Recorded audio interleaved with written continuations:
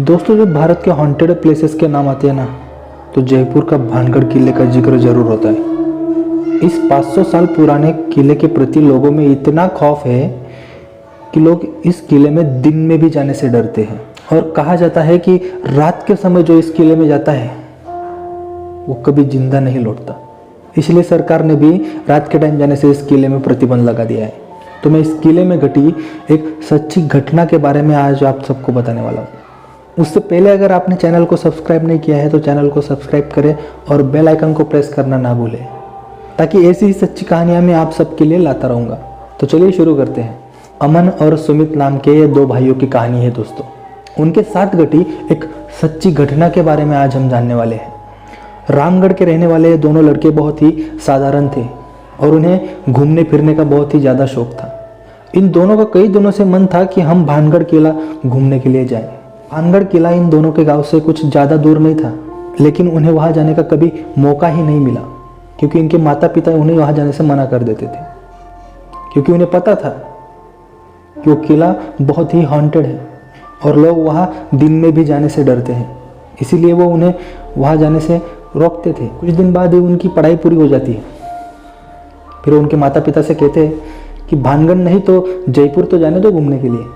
घर वालों ने कहा ठीक है यार, जयपुर में क्या प्रॉब्लम है, जाओ घुमाओ। इन दोनों ने 2 दिन की ट्रिप का प्लान किया और निकल गए। जयपुर गए और उन्होंने वहाँ पर एक दिन स्टे किया और दूसरे ही दिन 11 बजे थे लगभग और भानगढ़ के लिए बस पकड़कर निकल गए।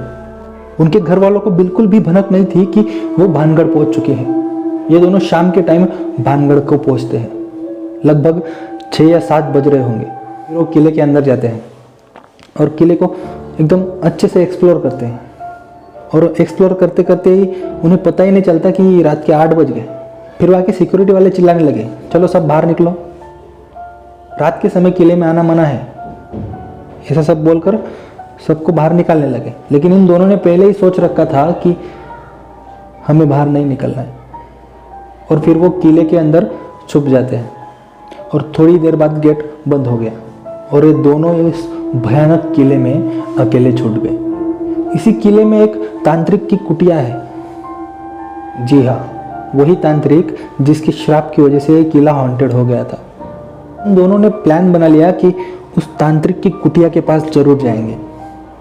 यहाँ पर कुछ एक्सपीरियंस हो ना हो, लेकिन उस तांत्रिक की कुटिया के पास कुछ ना कुछ एक्सपीरियंस जरूर होगा, क्योंकि लोगों का कहना है कि उस तांत्रिक की आत्मा आज भी उस कुटिया में भटकती है। और वो लोग कुटिया की तरफ निकल लिए। समय बीता जा रहा था और वो वहाँ एंजॉय कर रहे थे। उस भूतिया माहौल को ये दोनों एंजॉय कर रहे थे। आप लोग इमेजिन कर सकते हो कि वो जगह दुनिया में सबसे हॉन्टेड जगहों में से एक है और वो दोनों वहाँ पर एंजॉय कर रहे थे। वो दोनों उस कुटिया के पास चले गए और बाहर बैठे रहे। तकरीबन 1 घंटा बीत गया, लेकिन उन्हें कुछ भी आभास नहीं हुआ, कुछ भी नहीं। वो दोनों एक दूसरे को कहने लगे कि यार यहाँ पे तो कुछ भी नहीं है। लोग कहते हैं कि ये प्लेस हॉन्टेड है, लेकिन मुझे नहीं लगता कि ये प्लेस कोई हॉन्टेड है। फिर उन दोनों ने तय किया कि निकल जाते हैं। फिर वो बोले कि पानी पीते हैं और निकल जाते हैं। और अमन पानी पीने लगा और पानी पी ही रहा था कि अचानक से उसे पीछे से कोई टैप करता है। जी हाँ, पानी पीते ही पीछे से उसे कोई टैप करता है और उसने पीछे मुड़कर देखा तो पीछे कुछ नहीं था, पूरा सुनसान था। समय देखा तो लगभग 11 बज गए थे। अमन सुमित से पूछता है, तूने मेरे कंधे पे टैप किया क्या? सुमित बोलता है, नहीं। क्यों, कुछ फील हुआ क्या? ये दोनों एक दूसरे से बोल ही रहे थे, तभी कुटिया से मंत्र पढ़ने की आवाज सुनाई देने लगी। ये दोनों होशियार थे, इन्हें मंत्र वगैरह बहुत अच्छे से आते थे, लेकिन अंदर से जो मंत्र सुनाई दे रहे थे ना, वो इन दोनों ने जिंदगी में कभी नहीं सुने थे। ये दोनों घबरा गए। इन दोनों को पता था कि हमारे अलावा इस किले में और कोई भी नहीं है। तो एक कुटिया के अंदर से आवाज कैसे आने लगी और ये दोनों उठकर बाहर की तरफ निकल लिए। लेकिन इन दोनों को सुनाई दे रहा था कि इनके पीछे पीछे चलकर कोई मंत्र पढ़े जा रहा है और उनके पीछे पीछे आ रहा है। मंत्र पढ़ रहा है और पीछे आ रहा है। फिर ये दोनों तेजी से चलकर उस किले के खंडरों के पास पहुंच गए। खंडरों के पास आए तो इन्हें पायलों की आवाज सुनाई देने लगी। दोनों आजू बाजू देखते हैं तो कोई नहीं है, लेकिन खंडरों के पीछे से पायल पहनकर दौड़ने की आवाज आ रही थी और उन्हें कोई देख रहा है ऐसा उन दोनों को फील हो रहा था। फिर अमन तेजी से घूमकर पीछे देखता है तो उसे एक औरत दिखाई देती है जो राजस्थानी कॉस्ट्यूम में है और उन्हें घूर घूर कर देख रही है। फिर वो जोर से चिल्लाई और उन दोनों की तरफ भागी। वो दोनों वहीं जम गए और बेहोश हो गए। ऐसे हालात में तो कोई भी बेहोश हो जाए, होश में तो कोई रह ही नहीं सकता। और अमन की आंख खुलती है सुबह के लगभग 4 बजे। अमन देखता है टाइम, सुबह के 4 बज रहे, ब्रह्म मुहूर्त है, हम निकल लेंगे।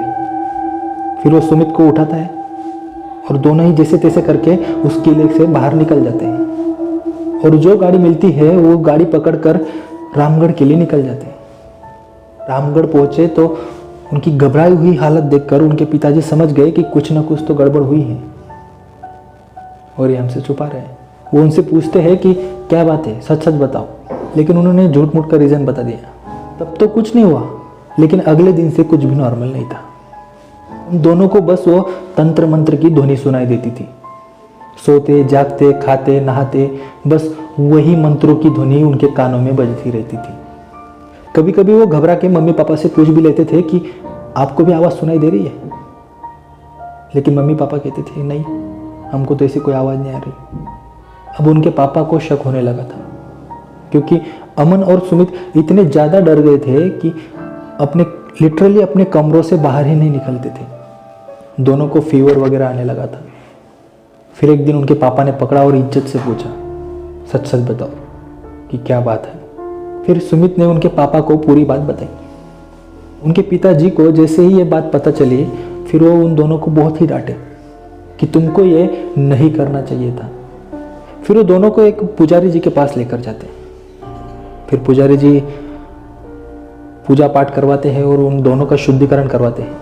फिर 2-3 दिन बाद ही उनकी तबीयत ठीक होने लगती है। फिर वो मंत्र सुनाई देना बंद हो गया और फीवर भी उतर गया था।